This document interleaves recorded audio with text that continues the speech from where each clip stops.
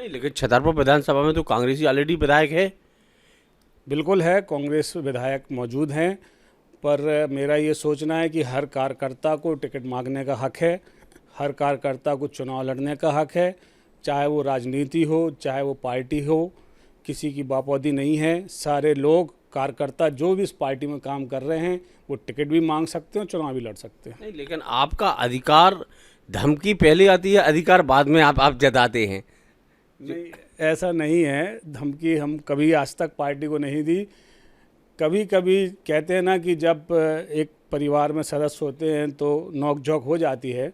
हमारे कभी भी मनभेद नहीं हुए, मतभेद हो सकते हैं और हम लोगों में कभी भी हमने धमकी नहीं दी। ये ज़रूर है कि हमने अगर काम किया है, हमने अगर पार्टी के लिए समर्पित होकर अपने समय, अपना पैसा, अपना तन मन धन लगाया है तो हम उस चीज़ के हकदार हैं, तो हम मांगेंगे, क्योंकि बिना मांगे तो मिलने वाला नहीं है राजनीति में, ये आप भी जानते हैं।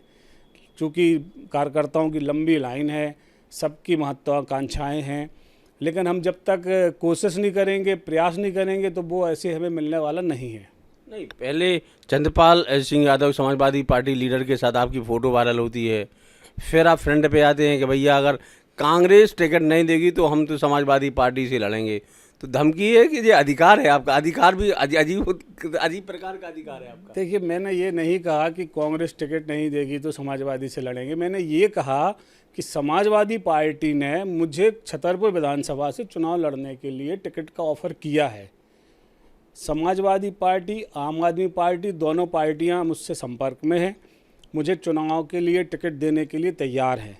परंतु चूंकि एनएसयूआई से लेके, छात्र जीवन से लेके मैंने कांग्रेस के साथ ही रहा हूं, युवा कांग्रेस, जिला कांग्रेस, आज शहर कांग्रेस का अध्यक्ष भी हूं। एक जिम्मेदार पद कांग्रेस का मेरे पास है।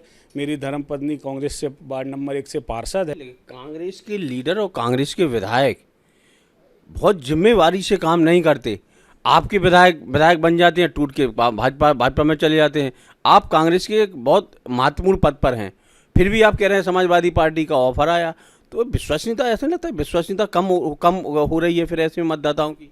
आपका कहना सही है कि हमारे कुछ विधायक भाजपा में गए, पर उसके पीछे बहुत बड़ा षड्यंत्र था। उन लोगों को बहुत सारे पैसे और पद के ऑफ़र भी दिए गए, साथ में कई ऐसे ईडी और इनकम टैक्स और जीएसटी के छापे भी लगाए गए, जिसके मजबूरन बर या किसी दबाववश वो पार्टी में चले गए। पर ऐसी स्थिति सभी कार्यकर्ताओं के साथ नहीं है। ये ज़रूरी नहीं है कि अगर हमारे 4 भाई पार्टी छोड़ के चले गए तो सारे इस तरीके का काम करेंगे। मैं खुद एनएसयूआई से लेके पिछले 3 पंचवर्षीय से सरकार ना होने के बावजूद भी कांग्रेस के साथ हूँ। मेरी कांग्रेस से जब भी नाराज़गी हुई, मैंने अपने खुद का संगठन बनाना उचित समझा। मैं छतरपुर विकास मंच बनाकर जनता की सेवा करता रहा, लेकिन भारतीय जनता पार्टी में नहीं गया। उस समय भारतीय जनता पार्टी ने भी मुझे कई ऑफ़र ऐसे दिए थे कि आप मेरी पार्टी में आएँ, आपको वहाँ से अधिक महत्व मिलेगा, लेकिन मैंने कांग्रेस की मानसिकता और कांग्रेस की पार्टी को नहीं छोड़ा। नहीं, जैसे आपने कहा कि कांग्रेस से हम जब भी असंतुष्ट हुए, मैंने एक खुद अपना एक कुनबा खड़ा किया, छतरपुर विकास मंच के नाम से एक दल बनाया, समाजी संगठन। तो क्यों नाराज़ होते हैं बार बार आप? देखिए, बार बार नाराज़ नहीं होते हैं। मेरी नाराज़गी का मेन उद्देश्य, मेरा कारण ये है कि जब हम किसी चीज़ के लिए काम कर रहे हैं, हम जन सेवा कर रहे हैं, राजनीति कर रहे हैं, पर पार्टी के वरिष्ठ नेताओं द्वारा जब महत्व नहीं मिलता है या उनके द्वारा कार्यकर्ताओं की उपेक्षा की जाने लगती है, या हम जिस लायक हैं वो उस लायक हमें नहीं समझा जाता है, तो फिर कुछ इस तरीके के कदम मजबूरन बस उठाने पड़ते हैं। उसमें नाराज़गी वाली कोई बात नहीं है। हम जब बरसों से, मैंने कहा ना कि छात्र जीवन से हम राजनीति कर रहे हैं, जनसेवा कर रहे हैं, लोगों के लिए काम कर रहे हैं, और उसी पार्टी में तन मन धन से उस पार्टी को, एक पौधे को सींच के आप पेड़ बनता है। ठीक है, आज़ादी देश को दिलाई बहुत बड़ी कांग्रेस पार्टी है, लेकिन हमारे जैसे लाखों कार्यकर्ताओं की मेहनत का ही नतीजा है कि आज इतने वर्षों से कांग्रेस पार्टी स्थापित है। अगर पार्टी के वरिष्ठ लीडर परिवारवाद चलाएं या एक कहते हैं ना कि चमचावाद चलाएं कि भैया उनके चमचों को, चेलाओं को भर मौका मिल रहा है, जो फील्ड पे काम कर रहे हैं, जो वाकई में उस पद के लायक उनको नहीं मिल रहा है, तो वो नाराज़गी स्वाभाविक बनती है। स्वाभिमान आदमी नाराज़ होता ही है, क्योंकि उसका स्वाभिमान टकराता है। कौन लीडर है जो चमचावाद और परिवारवाद चला रहा है कांग्रेस में? तब तो बार बार आप कहीं विकास मंच बना रहे, फिर कहीं आप समाजवादी पार्टी में जाने के लिए कह रहे हैं हमारे पास ऑफर है। कौन है वो चमचा? चमचा जो लीडर को पसंद है? देखिए, ये पार्टी के वरिष्ठ जो हमारे मान लो पूर्व मुख्यमंत्री या प्रदेश अध्यक्ष कमलनाथ जी हैं, राष्ट्रीय अध्यक्ष खड़गे जी और राहुल गांधी जी, जो वरिष्ठ नेता हैं, उनको ये समझना चाहिए कि ज़िले में कौन ऐसे नेता हैं जो लगातार अपने और अपने परिवार को ही स्थापित रखना चाहते हैं, नए लोगों को मौका नहीं देना चाहते। आपने भी तो फोरम पे रखा होगा, नाम बताया होगा उनका, तो बताएं थोड़ा कौन लोग हैं जो परिवारवाद चलाते हैं, चमचावाद चलाते हैं? कांग्रेस में ऐसे कई मठाधीश हैं जो लगातार अपने स्थापित हैं और लगातार ये कोशिश करते हैं कि उनके लोग या उनके परिवार के लोग ही रहें। ये बात वो बताने वाली कोई नहीं है, सब जानते हैं। हम जैसे लोग जिनका कोई राजनीतिक बैकग्राउंड नहीं है। लेकिन आपको शहर का अध्यक्ष बनाया फिर भी?